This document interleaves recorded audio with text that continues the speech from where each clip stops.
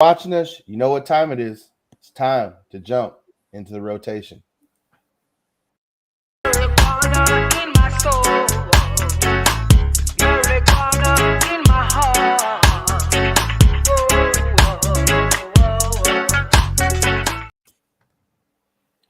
All right. There we go. I love that theme music, Carlos. It is the best. It's classic.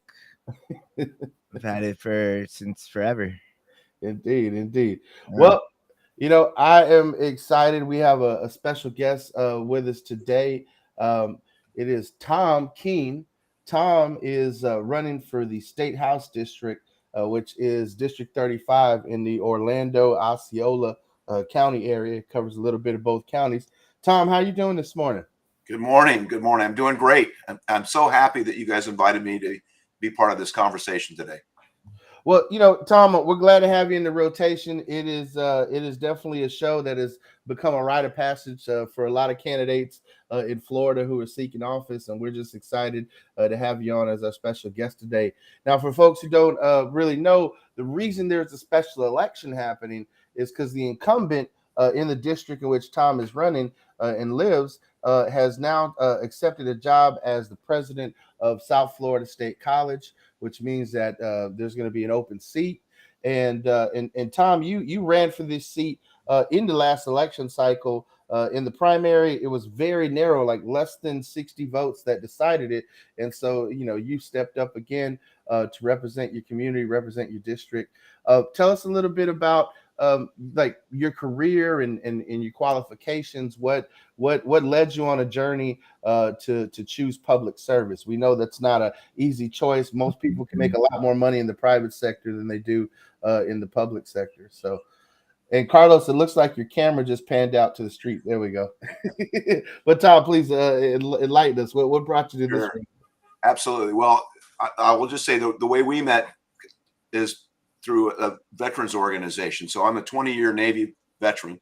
I came in just for a job to see the world. There was an old slogan, old motto there, join the Navy, see the world. And I stayed for 20 years. Go figure. I don't know how that happened, but basically came in as a naval flight officer. I flew off aircraft carriers for 20 years. My last duty assignment was at the U.S. Embassy in London, so I had an opportunity to really see the world. It was fantastic.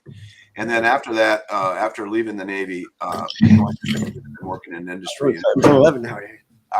There he is. Training and simulation for 20 years. And so that's what I've been doing now. I stepped up to run for this seat because I just was appalled at what I was seeing happening in Tallahassee, and we really needed to see some change there. So that's the reason why I'm running. I've been serving and been active in the local community with veteran groups. I'm on the board of Fisher House, which I'll give them a plug. They're a fantastic group. They provide hospitality and housing for veterans' families while they're undergoing care at the VA hospital. And I know we have some in Tampa. We've got one here in Orlando. They're scattered throughout the state, and they provide a great service to our veterans. I'm also on the mayor's Veterans Advisory Council, and then finally I serve on the Citizens Police Advisory Board for the city of Orlando. So I've been active, and I'm staying active, and I want to make sure that I give that service back to the community. Well, Tom, we appreciate it. Sounds like you definitely have a record of service, both in your personal life and post-retirement from the service. I mean, Citizens Review Board, that's definitely an important role that we take to heart.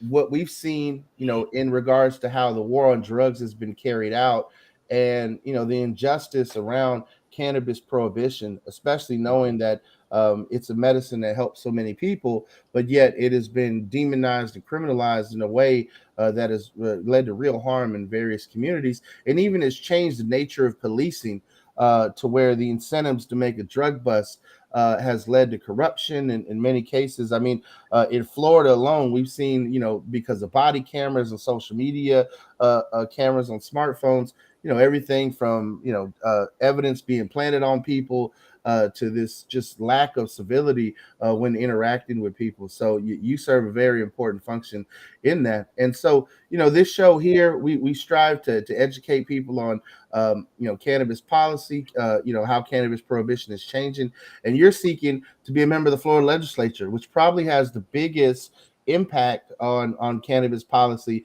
in people's lives other than being a member of Congress. And so what's your position on marijuana? What's your position on reform? How do you feel about prohibition? Yeah, Tom, before you answer that question, I got to say two things. Like, I mean, we had a little bit of a commotion with Gary coming in, but I happen to have to do that. Two things that really stood out about what you were saying is your service to veterans and how things need to change in Tallahassee, or how Florida government needs to change. And I'm really interested from a veteran's position, what you feel about our state's current stance on cannabis, and how you feel that should change. Sure. So there's a lot to unpack there, to be honest. So let me just start with, we have a governor who touts that he's a veteran, but doesn't seem to he hasn't weighed in a positive way here. So I think that's the number one thing. I have seen in the last 5 or 10 years when constitutional amendments come before, well, actually back up, when residents want to make a change and they go to Tallahassee, there's been there's a reluctance, if you will, on the majority up there to make any changes. And in fact, just the opposite, they oppose any change. So the citizens have gone through the route of the constitutional amendment. And even after doing that, the legislature still wants to add extra restrictions. And so we saw that, for example, when we went through medical marijuana, right? We thought, okay, we had a good win and everything's hunky-dory. But the fact of the matter is, even after an overwhelming vote, I think it was like 72% of folks that voted for medical marijuana, the legislature still put in these restrictions that clearly were not the intent of what the constitutional amendment was trying to do. So that's just it. That type of activity has to stop. So if I'm elected, when I go back up there and when the constitutional amendment does pass for recreational marijuana, we'll want to make sure that we don't put those extra restrictions in that actually are not the intent of what the voters are voting for. So that's what you have to do. And then my purpose here, and then talking with y'all, is to also be instructed, if you will, to learn a little bit more, because there's a lot of nuances here, and there's so many side roads. You think, oh, we'll just say, hey, marijuana is recreational, is approved now. But then, well, what about folks at work? What about people adopting children? I mean, there's so many other things that we have to look at, and that's where the legislature has to weigh in and make sure that we are, again, following the intent of the voters when they pass that constitutional amendment. So often the legislature, as far as their intent is concerned, sometimes their intent has been handed to them in an envelope with some extra money in it. Well, there's a lot of absolutely. There's some issues there, right? So, and we did see a little bit of that, didn't we, after medical marijuana passed, right? Oh, we see it in all the election in the legislature. It was just passed this last session. Yeah, the overreach of the legislature to really try and end the hemp industry this past session was shocking. To think that an industry which has over 10,000 new entrepreneurs in it under the 4 years that Nikki Fried was managing the program, and the fact that she managed that program with no budget from the Florida legislature. They gave zero funding to regulate the hemp program, even though hemp was something that Donald Trump legalized. So, you see the GOP in Florida out of step, as you said, Tom, with the vast majority of voters. And you see them out of step even with their own party leadership when it comes to cannabis and it comes to marijuana. And then you have to think why. We just talked about the grift and the corruption because of campaign donations, and understanding that private prisons in Florida, especially the GEO Group and Correction Corporations of America, which is just some of the largest private prisons that have heavily invested in companies like Vanguard and BlackRock, which also have expanded into the cannabis sector. I mean, they're partnering with major brands like Cookies now to make, low dose nicotine cigarettes, to convert people basically on the CBD cigarettes and get them off the nicotine ones. But you see that there's this big interconnected web of campaign donations that has a stake in keeping the status quo rather than addressing the shortcomings of our system. And you're right, Tom, but beyond legalizing it, there are still shortcomings, and we have a robust legislative package to address that. Parental rights still remains a major issue. People can still have their kids taken from them and can still have their medical marijuana status used against them in custody hearings in Florida.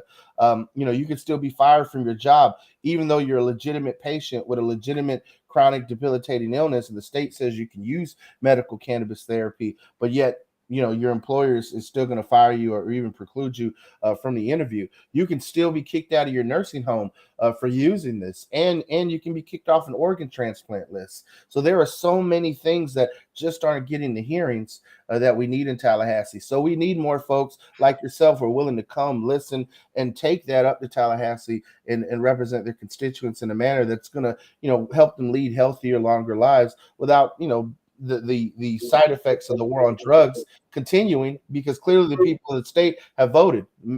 Cannabis prohibition is something they don't want.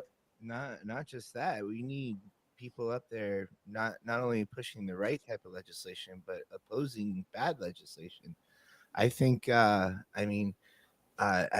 have a friend right now who was caught with a large amount of cannabis, right, and is going through the system right now, and has been awarded a medical marijuana card from a doctor, and can't use medical marijuana because she's got to go into drug counseling due to her arrest. And this is like, it's literally the state denying medicine, like constitutional medicine.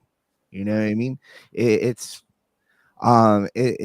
absolutely ridiculous to me, the things that this legislation. Well, that was in court discretion in regards to whether somebody who was caught with cannabis could actually continue to use it after their arrest. If they have a pretrial intervention, they could still have a probation that allows them to continue to use it as medicine. However, if they go into a substance abuse clinic, our current law that just got passed this last year automatically prevents them from being able to use it, which is another problem in regards to the fact that if we ever wanted to have opioid remediation programs that use cannabis, those are now shut off until we can get a new program in there, a new law. A lot of correct me if I'm wrong, but I believe a lot of the penalties that you can go through, instead of going through probation, you can choose drug counseling or whatnot, and and even if you choose that, right, and a doctor says, hey, this is this person's medicine, it's denied.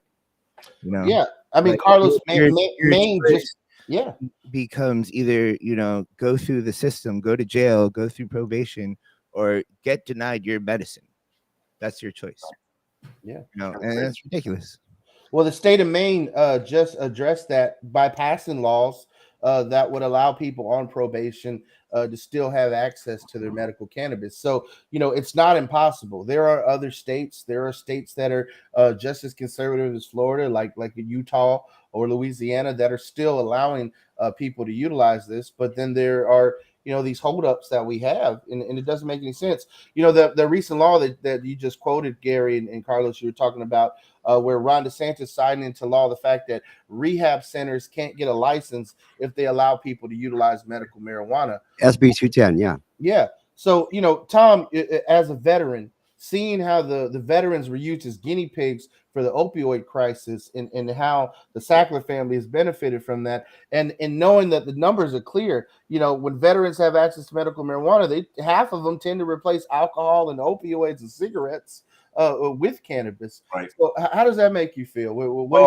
And then that was one of the eye-opening things that I learned from you, and also being where I live literally blocks away from the VA, where we have obviously a lot of folks come in for treatment there.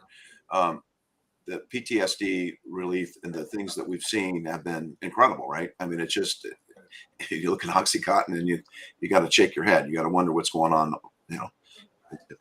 I'm not even going to get started on that. So obviously veterans have with access now would have just a huge advantage over all of these other things. And I've heard stories saying that they prefer, I mean, it makes them feel better, if you will.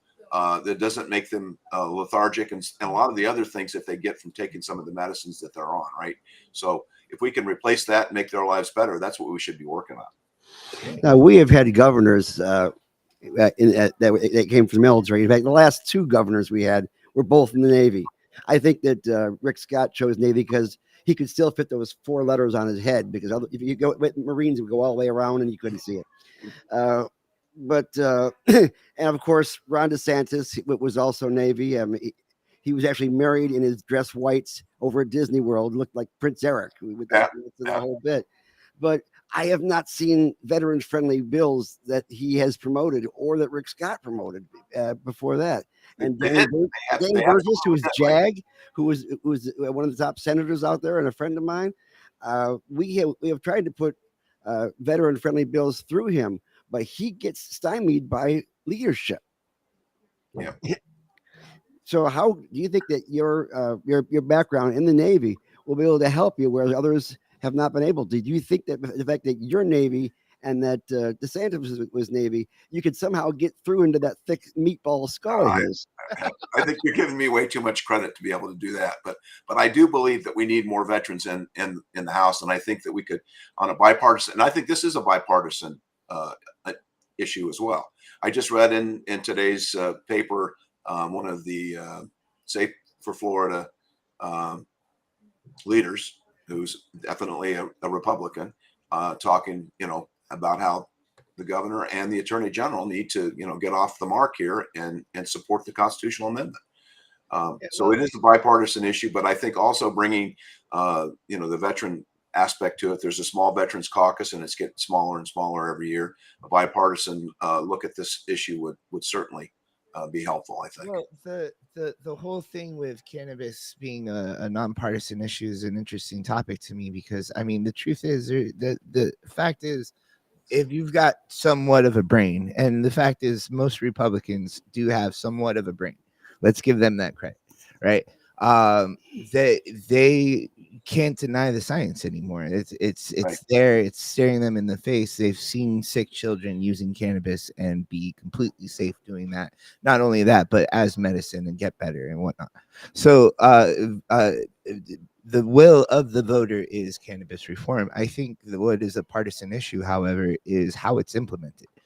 Right. And how people can take advantage of this. I don't think conservatives want people to be able to grow at home. I don't think that's a thing. I think the conservative way of implementing a medical marijuana system is just making sure big multi-state operators are in charge of it. You mean they're not as free market as they say they are? No, they're not. They're actually Wow. They're actually kind of not free market. But anyways, Right. Well, Carlos, it's ironic you say that, because that is one of the arguments Ashley Moody's using before the Supreme Court to strike down Smart and Safe Florida, in that, it misleads voters because they don't get to grow it at home. It's like, pick a side. I don't know. The cannabis movement has gotten really screwed up. I'm not even gonna lie. There's always been fighting within the factions in here, but Right. I mean, I don't think it's a shame. And I actually wanted to ask you, Tom. I know this is a marijuana show, but I think the issues with the cannabis movement is really, and the whole corporate cannabis thing really drags the cannabis movement from actually getting anywhere. And it's because of that, I think, like, things like psilocybin and MDMA are going to be introduced and legalized as treatments for PTSD before cannabis really is considered on a federal level. Right. And I was just wondering, I know this is a marijuana show, but I was just wondering how you feel about those types of therapy. I don't have enough information to really know. Fair enough. Yeah, I don't want to pretend like I have that I do know. Fair enough. As a matter of fact, kudos to you. It's refreshing to have a politician that doesn't have all the info and doesn't want to comment. I have the benefit of having a congressman in my area, and even though I had to move up to Hernando County, I am still entrenched with Gus Bilirakis as my congressman, who is very, very pro-veteran. Yeah. And yet I have sat with him in his Chevy Tahoe in the middle of a pouring rain, and where he can't get out because it was pouring so hard. And I said, so are you going to make certain that VAs have a definite policy to allow cannabis as therapy for PTSD? And he said, well, we really need to get more research done. And I'm in favor of any policy that creates more research. And they stop they hand it to the DEA. Yeah, that's a good point, Tom. There was research from Dr. Sue Sisley, who's actually a friend of this organization, and then she ended up getting canned from her university job. The research got shut down. Granted, that research has started back up, and they're actually this summer beginning to work the kinks out to actually launch it. But she had to move and do the research at over in Bethesda now in Maryland. So there's a lot of changes, and I want to stay on this topic of veterans because survey data recently published in the Journal of Clinical Therapeutics examined over 500 military veterans in an anonymous survey. And the participants were primarily recruited from the state of Massachusetts, which permits both medical use and adult use of cannabis for those 21 and older without a medical recommendation. 91% of respondents of those veterans said medical cannabis treatment helped them experience a greater quality of life. Nearly half said it helped them reduce their use of alcohol and or prescription and over-the-counter medications. That's it right there. That says it in a nutshell, right? I think that research would be, that's it. It proves it. I mean, with all due respect to the military, the training that many of the folks undergo to make them the perfect soldiers oftentimes creates a certain amount of super awareness attitude where they can't really back down at that point in time.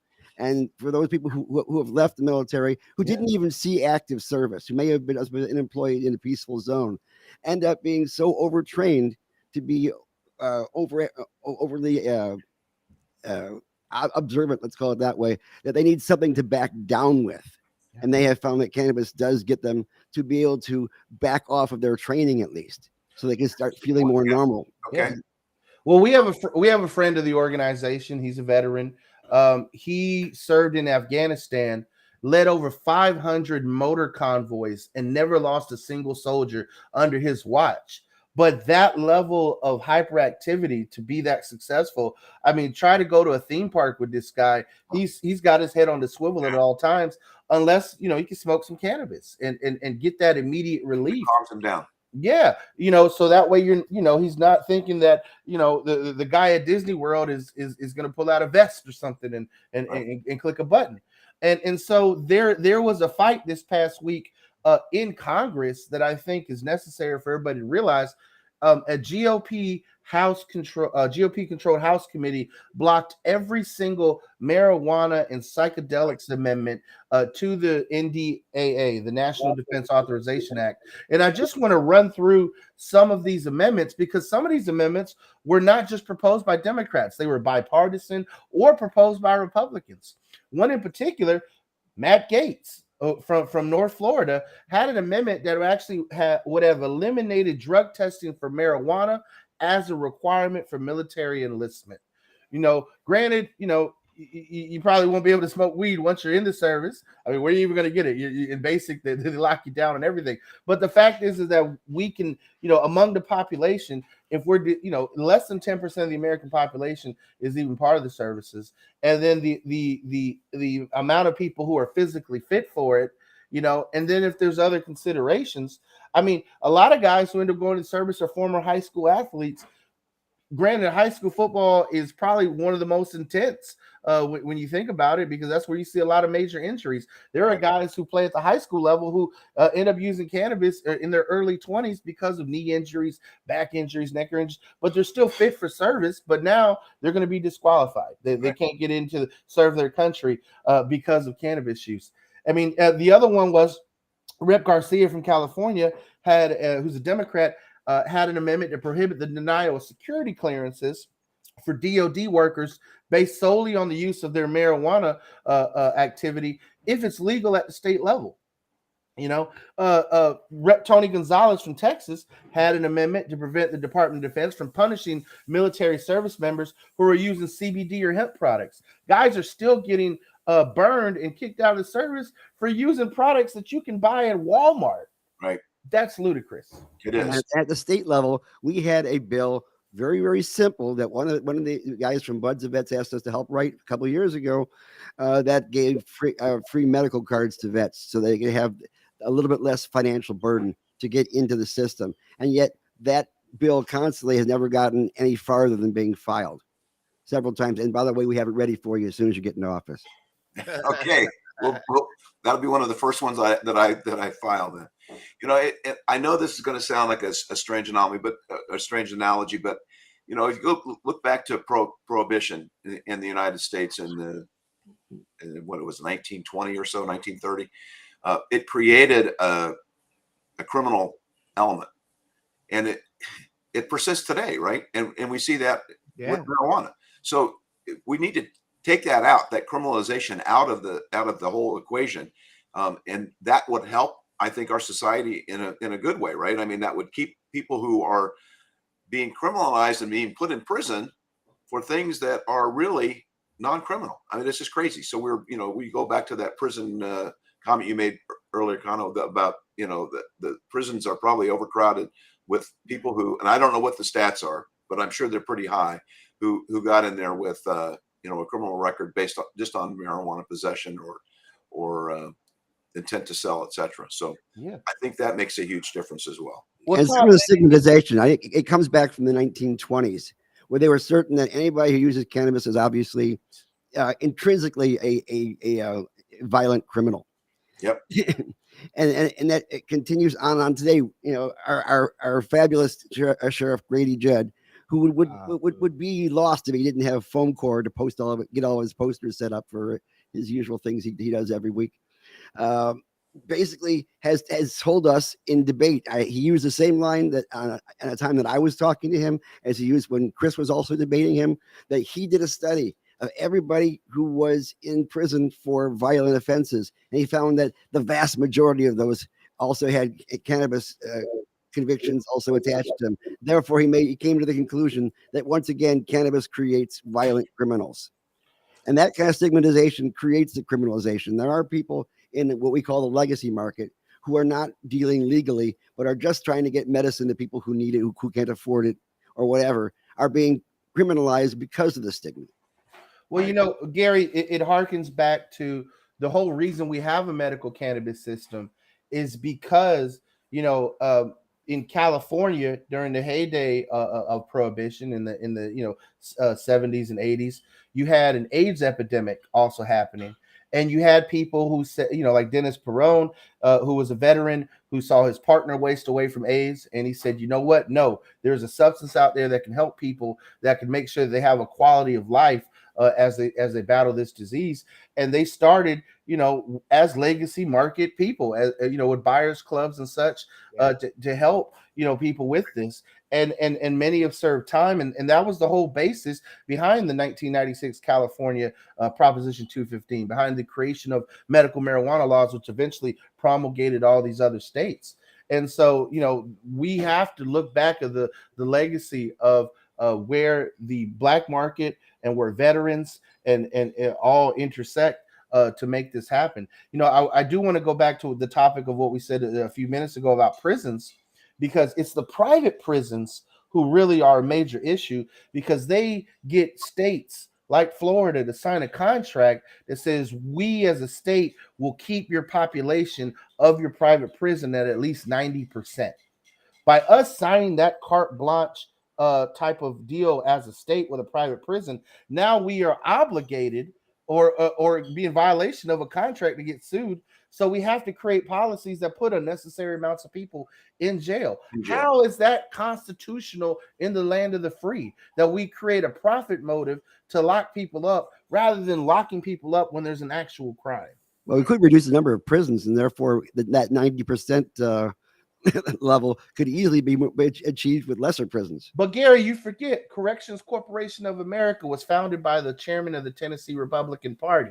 It is an industry that was founded by them to make campaign donations for them, and so as I talk to folks in the medical marijuana industry, especially who are at the CEO level, of these corporate cannabis cartels, they even say we don't have enough money to write the checks that these guys who have a stake in making sure this doesn't move forward does. Truly will never have the money that the Geo Group has. BlackRock and Vanguard are some of the largest private equity firms in the country, in the world. How many people's 401ks are being led by a BlackRock portfolio or a Vanguard portfolio, and they don't even know that they're making money for their retirement directly invested in promulgating slave labor in this country. I can tell you for a fact that state employees have a retirement system which is heavily invested in Vanguard and BlackRock, but also in Atria too. Because I mean, I was in charge of a tobacco control program, and yet my retirement was being funded by Philip Morris. Yeah. Boom. So, one of the things that did happen with this National Defense Authorization Act is there was a bipartisan effort by AOC and Dan Crenshaw to make sure that the military will study psychedelics such as psilocybin, magic mushrooms, MDMA, and others for our active duty service members with PTSD. There were some other amendments that got denied, but it was a lot to look at all of this, and see how the war on drugs is also exported to other countries. AOC had an amendment that would have banned the U.S. military practice of aerial fumigation to eradicate coca plants and marijuana plants in Colombia. Now, Gary, there was a domestic program back in the 70s and 80s to eliminate domestic crops here using paraquat. I mean, you still suffer from health defects from that. Could you share a little bit about that with the viewers? Yeah, in 1979 at the Hash Bash in Ann Arbor, I was just in the middle of a rotation, kind of like this. Only we were all at higher ground. Let's put it that way. And smoking weed. Yeah, and by that night, a good portion of myself and some other my fraternity brothers were coughing up blood. And we couldn't figure out why, but we read that there was being paraquat sprayed on the domestic crops to try to reduce the amount of use. Only problem is that nobody knew who had it, who didn't have it. There was actually an ad put into the college newspapers saying, if you think that your cannabis has paraquat, send us a sample of your stash with a self-addressed stamped envelope, and we will test it and get it back to you as soon as possible. Yeah, right. In 1979, I had full trust in the government to not put me on the FBI's list, which I already knew I was on, and get my stash back to me in a stamped, self-addressed envelope, and the results of the test. But I have had scarred lungs and I have had chronic bronchitis since I left college, and that's just going to go on forever. I got tested; it's all still there. Yeah. Well, and that's one of the other things today with marijuana that's laced with other chemicals today, not just the agriculture side, but where they're lacing other drugs because it's not regulated, right? So we have other issues today, even now, right, with fentanyl and some other issues that they lace marijuana with. That if we had it regulated, we wouldn't have those issues, right? I don't think a lot of the marijuana is actually being laced purposely. I think it's just a matter of, when you create products, you have to put down this little notice saying, by the way, we happen to be using peanuts in the same factory as we're putting in these chocolates without peanuts. The factory is doing both, and there you go. Fentanyl is lethal at the grain level. So therefore, if you have fentanyl dust in the air and you're packaging up stuff to go ahead and send out to your customers, it will be automatically laced if you're packaging fentanyl in the same room. Gary, let me understand this. The CIA created many of these Mexican cartels in power today, and they're the same cartels that buy our weapons. They're the same cartels that are creating marijuana and fentanyl and processing them in the same plants and pushing them over the border. But then there's this big uproar by conservatives about the issues at the border when they're the ones funding the goddamn agency that's pushing this. It's a vicious cycle that drives me crazy in a lot of ways, because we're not getting to the root of the problem in many of it. One is addressing the issue of prohibition. Two, maybe we should stop funding uh, cartels in south of the border for our own political purposes.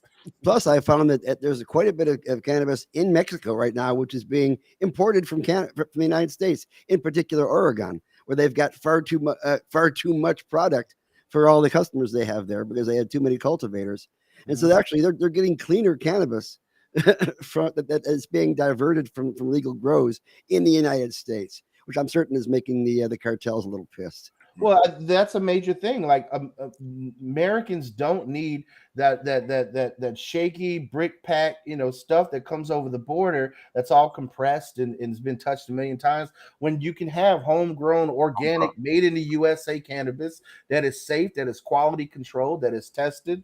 I mean, that's really what folks want. They want that. They want to walk into a dispensary and have that peace of mind that they're getting a quality medicine for an affordable price. And that remains our mission here at Normal, is to make sure that becomes a reality. But it's not in so many ways. It's not a reality for folks. They suffer, with an industry that has politicians' hands all over it, and it ends up to where you have subpar medicine for that's overtaxed and overpriced. And so people end up going back to the legacy market. They end up saying, look, I got to spend $300 a year on a doctor's recommendation. I got to, go into a dispensary and drop $70 for maybe what will last me, 2 days worth of medicine. And in Florida, we don't even tax it. But once adult use happens, I mean, I've seen it. You go to a dispensary in Denver, you spend $60, you walk out with a $72 bill. You're like, whoa, $12 in taxes. Where do they do that at? Apparently everywhere where it's legal now. Do you know how shitty it is to walk into a Florida dispensary and to be recognized as a medical marijuana patient by the state, and for the dispensary to want to sell you cannabis, but they have to turn you away because you're adding milligrams? That's another thing, Carlos, that we should definitely share with Tom. Tom, the state adopted these arbitrary rules with very little patient input through DeSantis' Department of Health that caps essentially how much medicine you're allotted in a 35-day roving window. And for people who are suffering from cancer, PTSD, I mean, you can hit your limit. Carlos, how many times have you hit your limit and you're not even as chronically every time? You're not even as chronically sick as many of these other vets, Yeah. Not nearly as chronically sick. No. So it's an arbitrary amount that they've decided on strictly to limit the sale. Well, they created a 4 ounce limit as to how much you could actually possess at that point in time. Then the question was, how much can you buy per month and still stay under that limit in your own possession? And they came up with the idea that at the 2.5 ounces, if that's all you can buy within a 35-day limit, you'll always be underneath that 4 ounce legal limit. And that was Brandis's idea as a libertarian, to try to come up with the best way to possibly kind of thread the needle and make that happen. But it sounds great in paper. It sounds great in academia. It sounds great in politics. But in real life, there are certain people whose needs, especially medical needs, may rise far above that limit. So, you experience that a few times and you're like, well, shit, the guy that, I go to, he never turns me away. Yeah. You know what I mean? Like it becomes, He doesn't have product, right? Yeah, he's always got product. It's and honestly, sometimes, Tom, it's even better than what's in that dispensary. I know somebody who cheaper, who has a medical card. They utilize it as much as possible, and then when they were short before their next day of changeover, so to speak, and they were out, they went to a very respectable vetted plug in the area whose product was basically shipped from legal California cultivations and met all the standards there. And yet there was police outside waiting to go ahead and arrest anybody who came out of that place. Interesting. So, by the way, do we grow marijuana? 2 or 3 different greenhouses here in Florida. How many companies or how many farms are growing legal marijuana? We have 22 legal licenses right now. Yeah, 22. And the average the average MMTC has at least 2 or 3 cultivation sites, sometimes even 5 or 6, depending. And they're outdoors, or some of them are in greenhouse. This is Sunshine State. Well, most of them are in indoors. Okay. True Leave has a ton of what I call hoop houses, which when it's 100 degrees outside will bake your flower to the nth degree. Okay. It's the heat. And the hemp gets grown outside, which is a concern right now because hemp has a rule where it cannot be sold if it has more than 0.3% THC. Gotcha. And THC is converted from THCA, which is innate in the original plant. That it will come out with heat, and with heat spells, you'll have a lot more hot plants. So right now they're cultivating stuff that they're basically going to have to throw out. They cannot sell it because it's so highly concentrated. Okay. Well, the other issue is, like you said, Gary, there are a lot of labor unions that have issue with the way the cannabis industry is operating. There have been deaths in other states from people who work at some of these multi-state operating dispensaries, from breathing in cannabis dust. There might be allergies in the air. As you said, folks are working in subpar conditions in Florida. 100 degrees, working in a greenhouse, 12 hours a day with hardly any breaks. So the existing industry, because it's a limited structure as well, because they have boatloads of money that they're now able to write checks to politicians, are even skirting around what it means to be a good employer and provide people with safe working conditions. So there are problems, not just on the political side as a patient, but even on the cultivation side for the people who work there. And then on top of it, you can't recruit the best talent to grow cannabis because for the last 50 years, there's been a major prohibition on it. So many of the people who are talented in that field have a criminal record. But to work in Florida's industry, you got to pass a level 2 background check. But yeah, and we have had another bill this last year in regards to level 2 background checks, making it even more difficult to go ahead and pass them, which is going to make it far more difficult for the industry. But you brought up a point that I definitely want to bring up to Tom, because I know, Tom, you do have some support in regards to unions. Is that correct? I do. I was supported my last election, and I've already picked up a couple endorsements this year on the. This may be the year of the union with SAG-AFTRA and the Writers Guild on strike, and now UPS, even with their contract 95% completed as far as their want list is concerned, all that's left is the pay scale, are still considering going on strike. Those people who actually send out almost a quarter of the packages, $2.4 million packages per day, go through UPS, and a good portion of those have cannabis in them. We're just saying, but the fact is. What is your beliefs and concerns in regards to unions being able to help regulate the workers' conditions and workers' pay? Well, obviously that's one of the key concerns, right? And that's another one that we saw this last legislative session with limiting labor. I mean, that at every turn, the legislature is trying to take any type of I don't want to say advantage, but any type of labor. So looking at teachers, they can't take out their dues anymore. They're doing everything they can to limit. They have to recertify, et cetera. So we need to see a change there. We need to open that back up again. Obviously, and I don't know what farm labor is used in medical marijuana growing. Which labor union would be the one attached to that. But I'm certain that they have some representation that they're looking to get folks out and provided they are documented, because of that. Well, that's the other thing, right? So, and we've gone through that. That's the other big issue that we have right now. So, Tom, I'm glad you brought that up. That is a major issue because it is specific that working in the cannabis industry does not count towards the renewal of a work permit. And some of these multi-state operators are attracting immigrants who are here to work legally. Right. But they're getting them to work in the industry, and they're not informing them that this work is not going to count towards their work permit renewal. Yeah, the H-2A work. Yeah, that they're going to get deported essentially for not meeting their work permit requirements, even though they've legally been working, but they're working for an industry that's not valid federally. Well, this just goes back to what we talked about at the very beginning about how you pass a single amendment saying we're going to have X medical marijuana or we're going to have recreational marijuana. There's so many things that come out of that.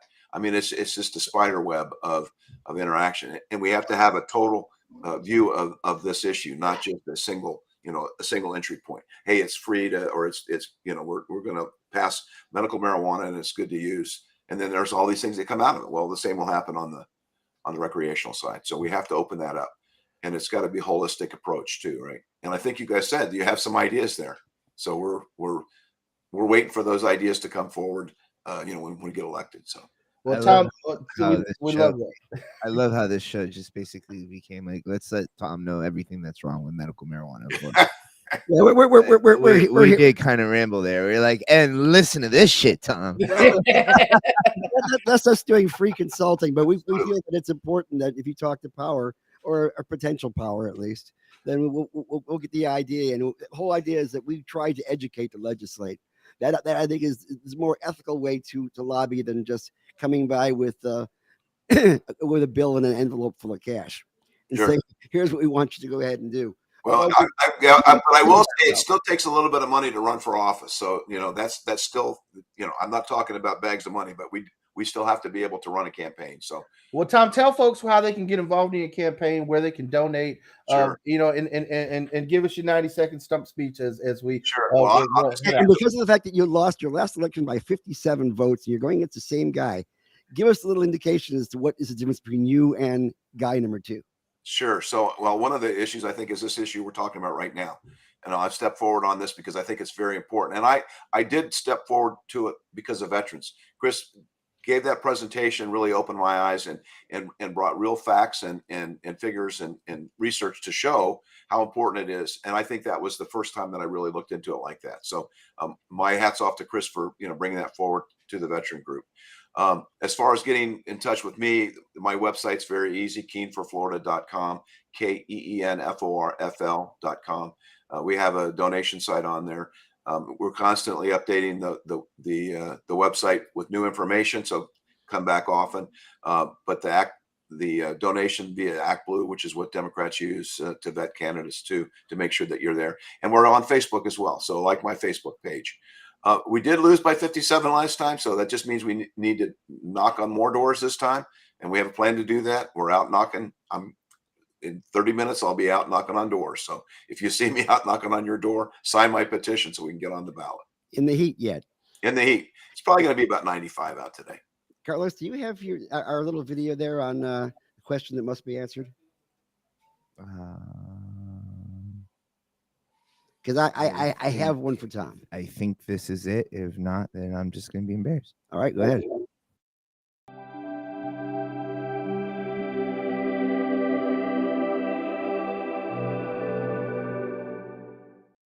Tom, yeah, I spent a good 13 years in Cincinnati. I was stationed there with the Centers for Disease Control, and you were a Bearcat. I am. I'm a University of Cincinnati graduate. Okay, Bearcat, absolutely. And now we're in the Big 12 with UCF here locally in Central Florida. So here's the question I have to ask you then. Why the hell would anybody put chocolate in chili sauce, and why the hell do they have to put it on spaghetti? So I'm going to make a plug for Skyline only because they're coming to Orlando. They're a great chili company. I'm so excited that they're coming. They're going to be on the over on the west side, on the attraction side of Orlando. So I will be one of their first customers when they open up. They make the best chili. They're absolutely, it's fantastic. I'm not even going to ask you about the chicken dance. There is a little bit. I think their secret ingredient, they do add a little chocolate to their chili sauce. I don't know exactly what the secret ingredient is, but I think chocolate is part of it. Well, I think there should be no chocolate in chili sauce, and there should be no salami in Tampa's Cuban sandwiches. I hate you guys so much right now. All right. So on that note, I think it's time for the news, Carlos. Oh, geez, I'm not ready. Yeah.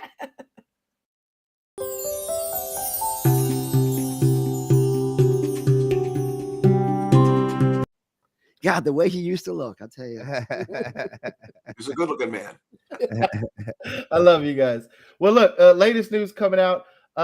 Use of cannabis prior to running has been associated with greater feelings of enjoyment and tranquility, according to data published in the Journal of Cannabis and Cannabinoid Research. Study participants ran an average of 3.88 miles, and participants reported a more positive exercise experience when they ran immediately after having used cannabis as compared to when they did not.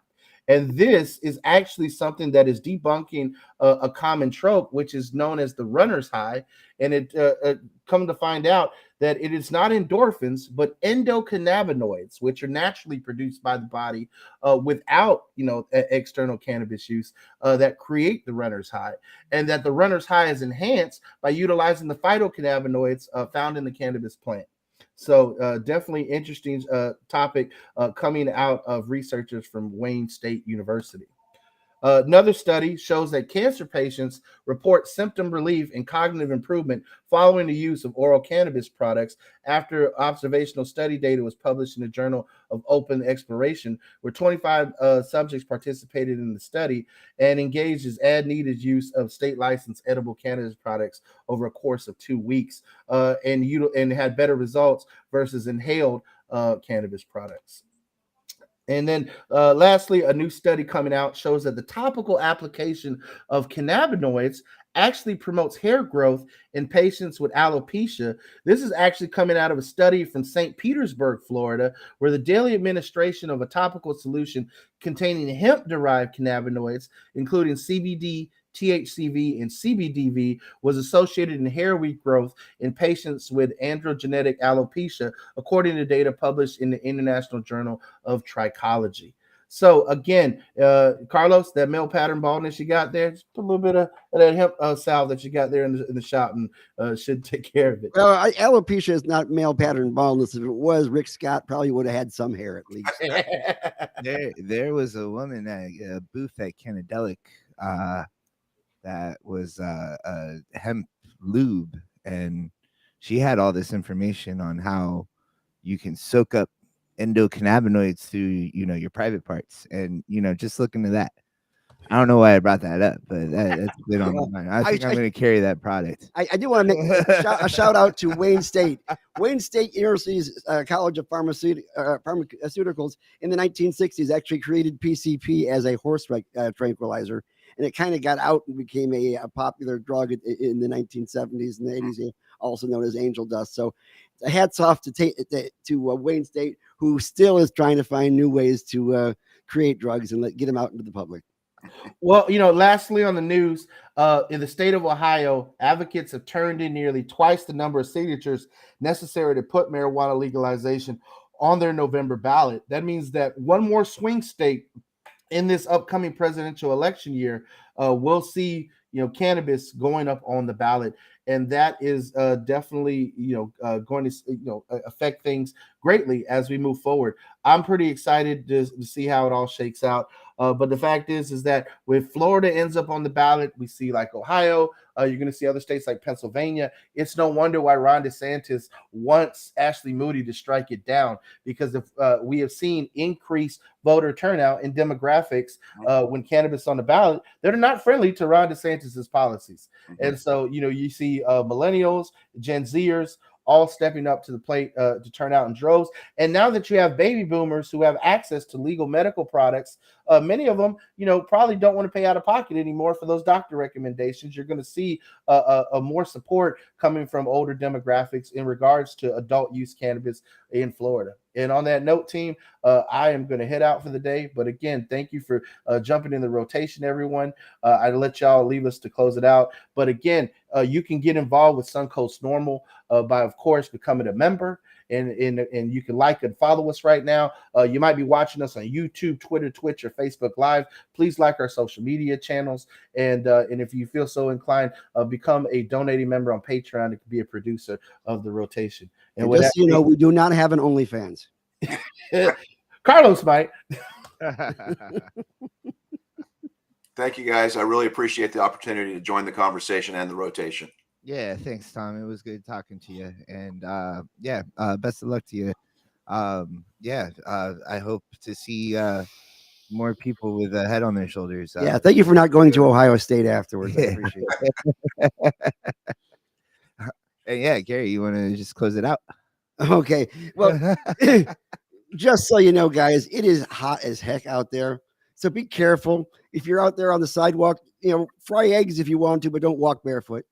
And by all means, if you are in a flood zone, go to higher ground. And anytime there's a higher ground, there's always a rotation.